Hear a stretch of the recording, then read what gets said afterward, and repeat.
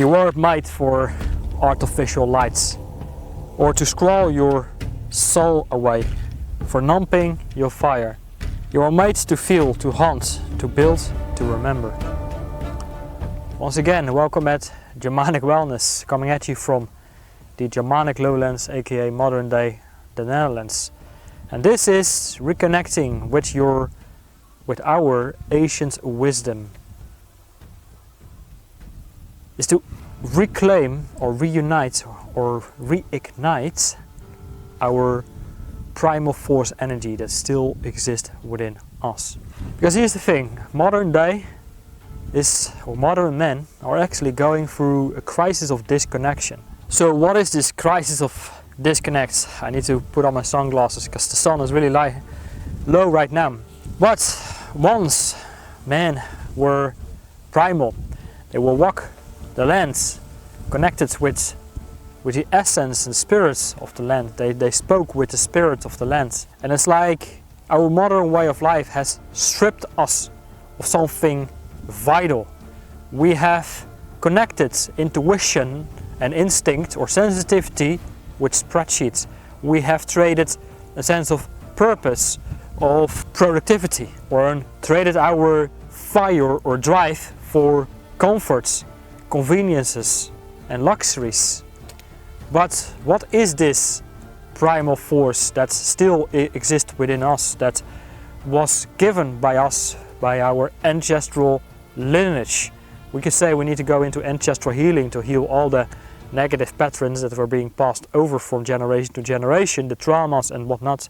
But ancestral developments, how can we bring in the essence and the spirit from our ancestors, bring in something primal, something vital, to reconnect with something ancient, an old wisdom from, let's say, our North European heritage.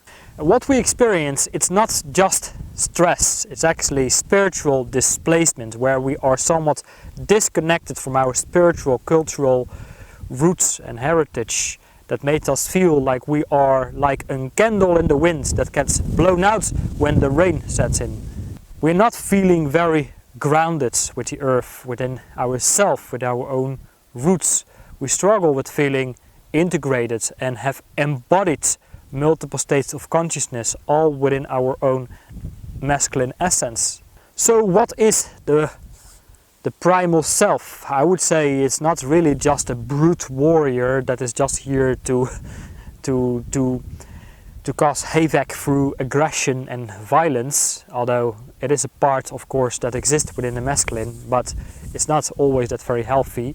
So we can, of course, convert this type of brute force or energy into something more constructive. I would say it's more the balance between the warrior and the poet. For someone who actually uses his energy, his fighter spirit, to fight for what he actually really wants, his freedom, independence, sovereignty, using the power of the intellect, the spoken words, using poetry, for example, you know, I'm just saying something.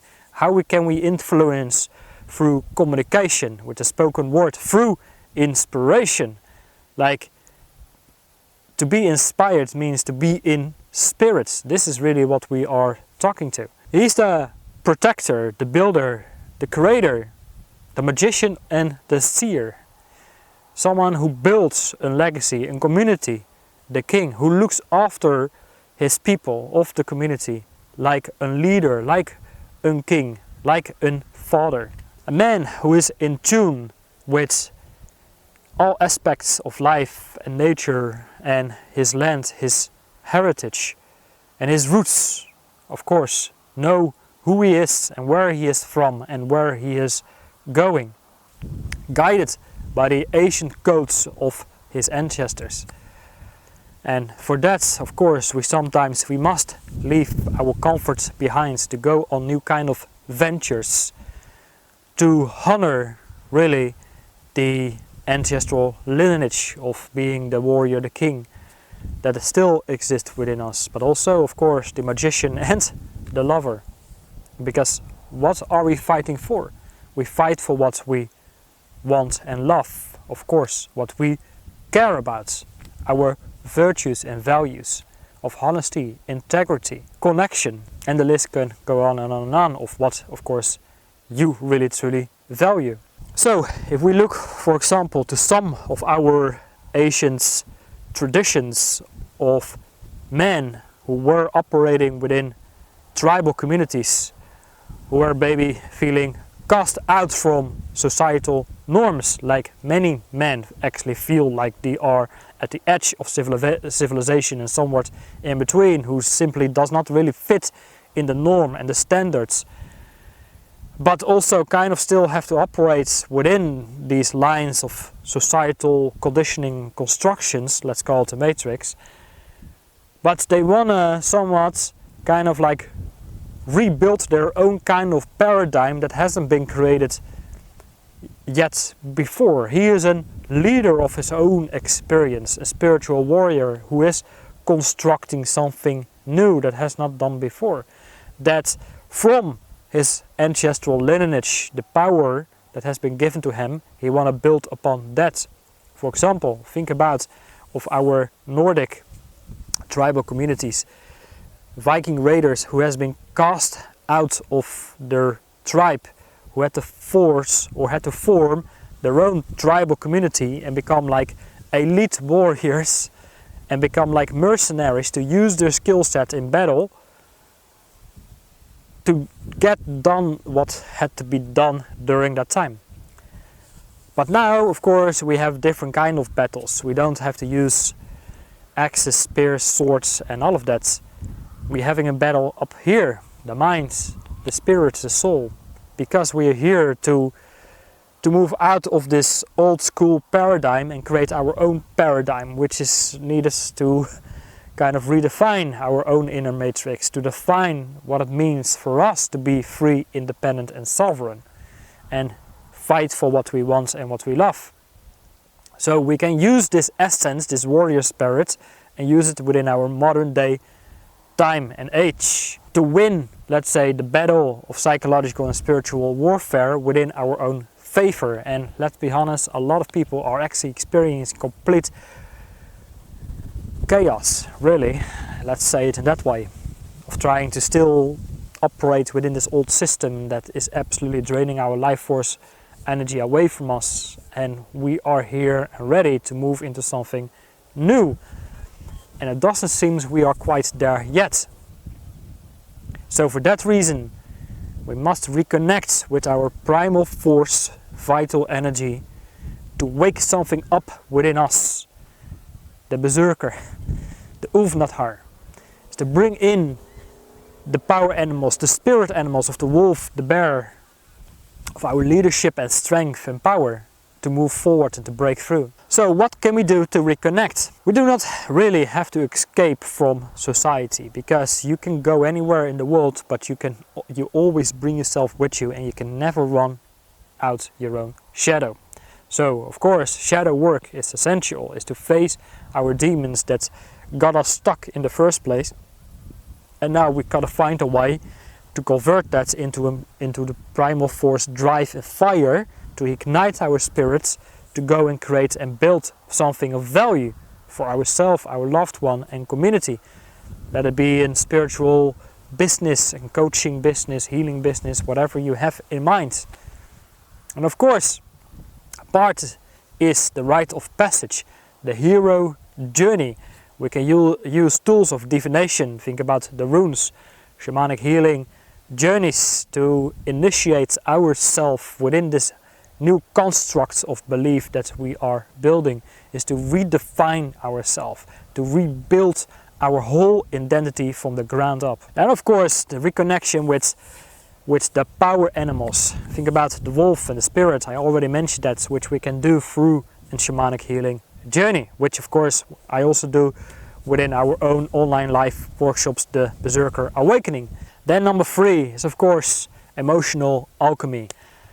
We have so many emotions stored within us. We can look at our rage and anger and grief and frustration and the feelings of injustice. We can feel the victimization of feeling emotional abused and neglected within our whole life, and we were never seen or recognized or appreciated or respected. We get triggered by something externally. Maybe our partner reacts in a certain way and we feel triggered, and we respond with anger, rage, frustration. We go against it.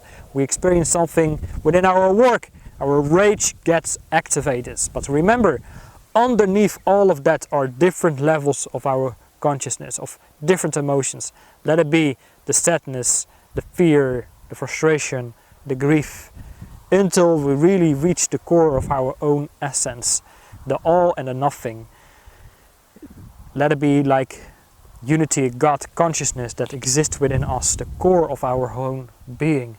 This is something we can reconnect with. From there, we can start to rebuild, recreate our whole new identity from scratch. And then, of course, number 4, sacred brotherhood. This work ain't for the faint-hearted. Those who have been raised through comfort and convenience, who have been spoon-fed by all the luxury and comforts of the modern world.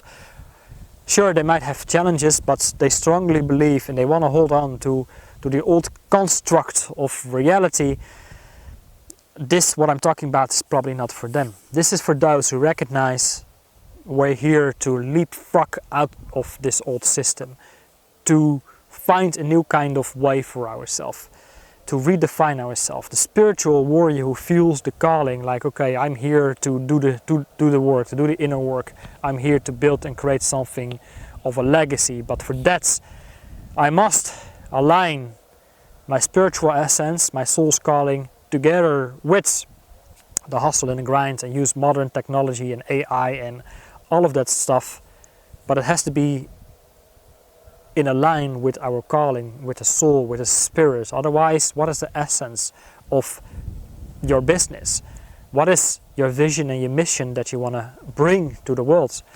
This is what is missing in so many modern day businesses and companies. They do it because they think, I do something because there is a demand. I ask myself what people are looking for, and then I will supply the demands. But really, the work of the spiritual warrior is really like, okay, so what does the world need?